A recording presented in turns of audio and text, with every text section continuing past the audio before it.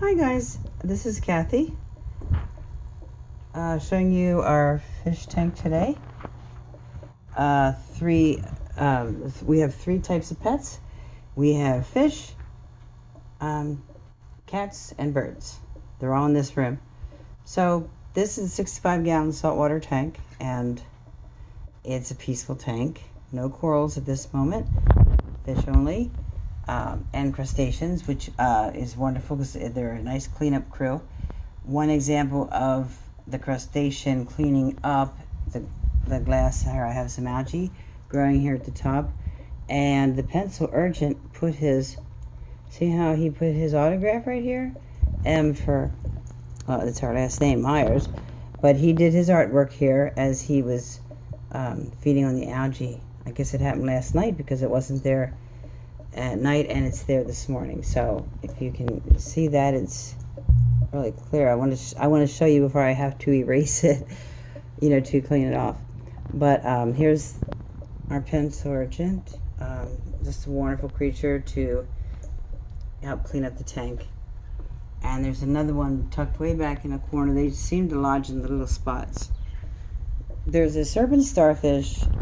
Well, actually, yeah, he's hiding out, and he stays in this little cave. He hasn't come out for weeks. I think he's afraid of the pencil urchin. That's my guess.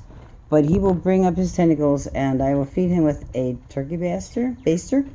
He'll it's fun to watch him take his tentacles and wrap around the edge of the baster and pull out the brine. So right now he has his tentacle up waiting for the next sign of food. I just fed them recently. Then the 7 Benghai cardinals are a very peaceful fish, mid-tank fish. Don't require a lot of attention. Feed once a day with the brine. And the other creature is an engineer goby here in the back. He's about 12-inch long. It's like an eel, okay? And engineering the whole bottom of the tank sand bed, he will excavate and spend hours digging caves and building mountains and valleys. He doesn't like this alligator in here, so he started putting little sea shells and sand in his mouth and made him stick so his mouth isn't shut. I don't think he likes the alligator, but that's our 65-gallon tank. We have some other snails and hermit, some crabs. There's a couple of sponge crabs and narcillas snails and little red-legged hermit crabs and blue-legged hermit crabs, and they're all the cleanup crew. We do have a lot of nitrates, usually 50 to 80. Different varying reasons. One is because I overfeed because it's fun to watch them eat. 2, I sometimes add some well water, which is high in nitrates.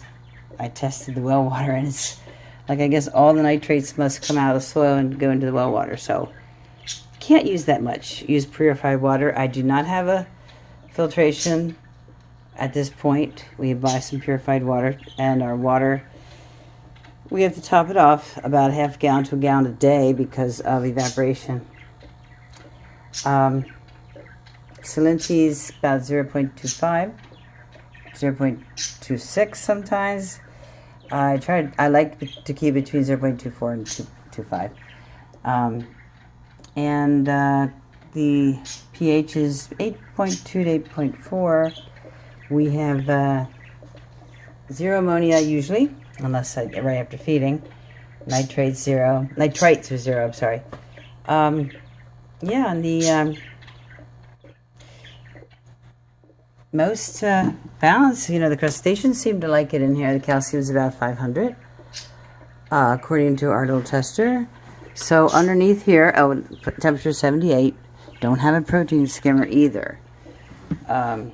Here's our fluval canister filters. There's 3 of them, and they do good mechanical filtration. It's the number 406. Just mechanical filtration with carbon and foam sponges. Here's some additives we use, calcium and some minerals. I don't need the Reef Plus right now. The corals actually were eaten by a chocolate chip starfish. I knew he was going to eat them, and I let him eat them anyway. Expensive mistake. This is our test kit. And those are the things it tests for. And then I bought calcium apart from that. Calcium tester. To make sure I keep the calcium high. And so that's it for our 65-gallon saltwater tank. Water changes not that often as I should.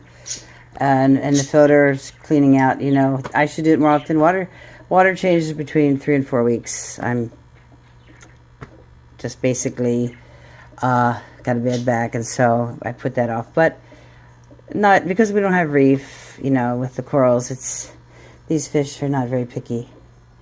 The main thing is to get rid of the nitrates, and then that's depending. You don't see a lot of algae, but it's definitely not a reef tank at this point because of all the algae. So if I do have a lot of nitrate and pH is going up too high, this system up here, well, it's just an air pump, has 4 different valves to feed the alligator and the little dinosaur, and then the air pump for this little power head helps to send bubbles through the tank. And much like the ocean, that the protein gets stuck in the bubbles and pops at the surface, ridding of the nitrates, or much like the protein skimmer also. So that's I usually run that a little bit each day to help control the nitrates.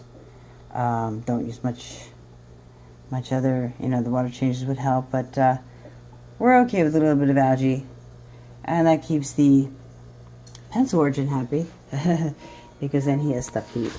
This here is sorry, the reflection of the sun. It's a beautiful day out. Well, there's our eel laid out, the engineer goby, but there's a sponge crab. When I bought him, he's camouflaged now with the algae. You can't tell too well. If I fed him, you'd be able to see better. But he's camouflaged with algae all over his back. He's a sponge crab. Here's the other pencil urchin kind of lodged down. I don't know how he gets himself lodged in the little teeny holes, but I think he can actually lift up some of the live rock the way he moves around and gets underneath things. So it's pleasant and fun, not high maintenance at this point, just a nice relaxing hobby. And then we have our cats who love their tree. I have 3 cats. I'll show you them in a minute. Then we have these parakeets who are protected by balloons. If the cats try to jump up on the parakeet's cage, the balloon pops like a gunshot and it scares them. The parakeets are very quiet listening right now, but we have 3 at this time. The male, he's the dominant male. There he is on top, Mickey. He's the blue beak. You can see the blue beak. Then the other 2 are females. They do not have blue beaks. They're the flesh-colored beaks. And to the right is I'm sorry, I got out of focus. Weeky is the white one, and Peaky is the other female blue one. And I do when I put the cats down in the basement, I let these birds go fly around the room a little bit. Here's some seed. They love this honey-covered seed. I just put this in last night. They've already eaten down all that. They love their swings, and they have perches to play with. And here's another.